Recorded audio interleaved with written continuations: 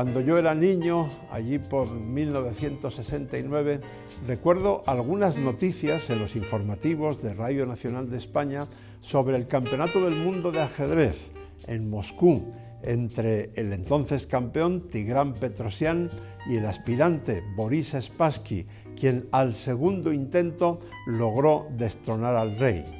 Hoy, 50 años después casi, vamos a disfrutar de la mejor partida de aquel duelo histórico. Si hubiera que elegir una capital del mundo del ajedrez, al menos en el siglo XX, sería obviamente Moscú. Y allí estamos en el Campeonato del Mundo del 69, como les decía. En esta partida las blancas las tiene Spassky, las negras Petrosian. El marcador está 9,5 a 8,5 a favor de Spassky, es decir, esta es la partida 19 de aquel duelo, pero ojo, porque el reglamento de entonces estipulaba que en caso de empate a 12 el campeón retenía el título, de manera que un punto de ventaja en el marcador no era en absoluto definitivo para Spassky, ni mucho menos. Necesitaba otra victoria para consolidar su ventaja. Bien, estamos en una posición más o menos típica de la defensa siciliana, como habrán visto, pero con un matiz importante. Seguro que si esta partida se jugase hoy, Petrosian pondría sus piezas de otro modo para no permitir que Spassky ahora pueda tomar la iniciativa de manera contundente y peligrosa. Como ven, las piezas blancas están bien coordinadas para atacar al rey negro, las negras están un poco retrasadas en el desarrollo y eso es lo que aprovecha Spassky para este pequeño golpe. G4 sacrificando un peón. Claro, se amenaza la ruptura en G5, que sería bastante desagradable. Petrosian optó por aceptar el regalo. ¿Había alguna alternativa? Sí, pero no necesariamente buena. Por ejemplo, si las negras juegan ahora E5, E por E5, D por E5, caballo F5, las blancas siguen teniendo un ataque poderoso, sobre todo, fíjense bien, porque si este peón desaparece de E6, entonces esta pieza de B3 se convierte en un monstruo. Esto ya no es un alfil, es un monstruo con toda la gran diagonal blanca abierta. De modo que Petrosian considera que aquí el mal menor es aceptar el regalo y se come el peón. Y después de dama G2, atacando el caballo, retrocede con el corcel a F6 y Spassky juega torre G1, dejando clara cuál era su idea al sacrificar ese peón. Ha abierto a la columna G y se dispone a ejercer una presión muy fuerte contra el rey negro. Petrosian contesta con alfil de 7, como les decía, está retrasado en el desarrollo y debe acelerarlo, y Spassky juega F5, excelente concepto.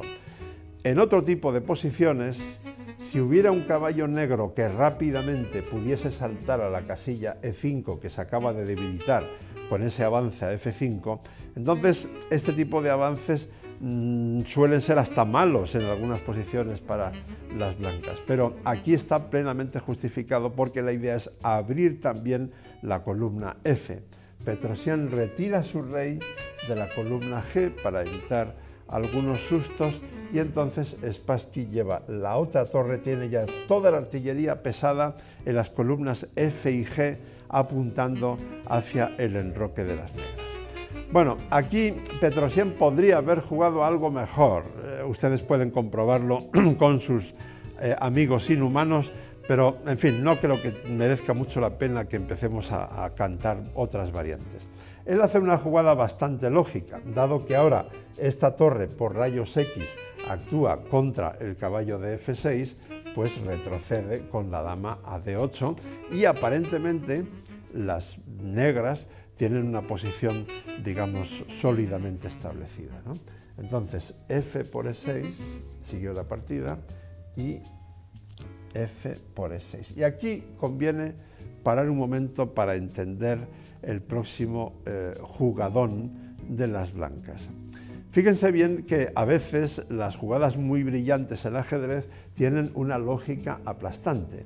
En este caso, el punto G7, donde están presionando mucho las blancas, solo está defendido por el alfil de F8, quien a su vez está atacado por rayos X a través del caballo por la torre de F1. Es decir, si el caballo no existiera, no estuviera ahí, torre por F8 jaque, torre por F8 y dama por G7 mate. Una vez que hemos captado esta idea, ahora el jugadón de Spassky ya no nos va a sorprender, porque es absolutamente lógico, es de puro sentido común. ¿Hay que eliminar ese caballo? Pues muy bien, primero lo amenazamos con el peón, es obligatorio comérselo, y ahora lo hostigamos más todavía. No hacemos caso a la amenaza sobre el otro caballo de D4 y hostigamos al de F6 con caballo E4. Una maniobra magistral de Spassky que deja a las negras perdidas. Bueno, obviamente se amenaza a tomar el F6 con mate posterior, etc. Aquí solo hay una jugada buena y por triste que sea, bueno, tomar el caballo sería suicida, obviamente, ¿no? Por triste que sea, la única jugada buena es caballo a H5. Inmediatamente Spassky contestó con dama G6.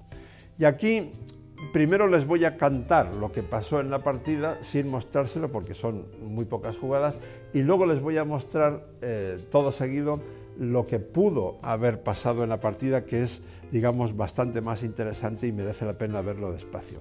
Lo que pasó en la partida es que ya de perdidos al río, pues Petrosian se comió el caballo de D4, jugó E por D4. Pero entonces Spassky remató con caballo G5, que amenaza mate en H7.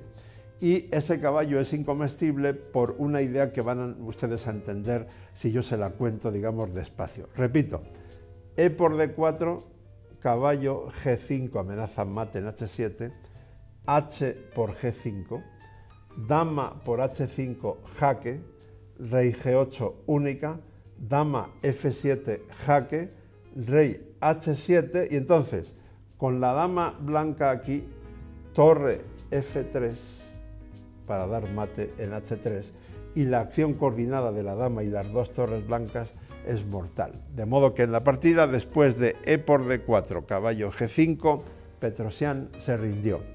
Ahora bien, podría haber sido muy espectacular si Petrosian juega aquí caballo F4, porque seguramente la idea de Spassky era sacrificar, bueno, seguramente no, seguro, porque lo dijo él después, torre por F4, E por F4 y ahora caballo F3.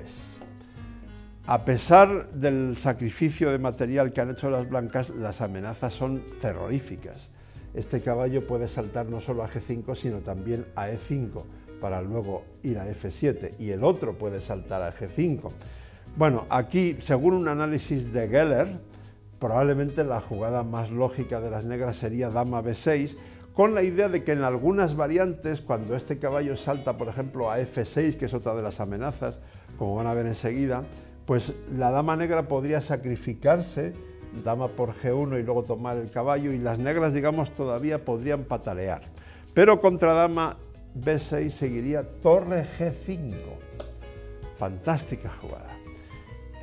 Digamos, evitando ese sacrificio de la dama. Y entonces, después de alfil C6, caballo F6. Se amenaza mate y el caballo obviamente es incomestible. Y entonces hay una jugada aquí de fantasía para hacerlo todavía más bonito. Si las negras aquí jugasen alfil E4 para distraer, sacrificando el alfil para distraer alguna de las piezas blancas, la dama y o el caballo, entonces seguiría dama por H6 jaque, G por H6 y torre G8 mate.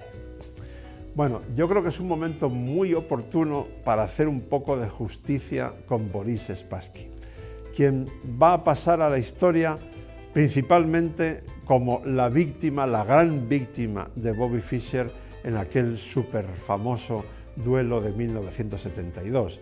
Pero como pueden ver, Spassky era un jugador maravilloso.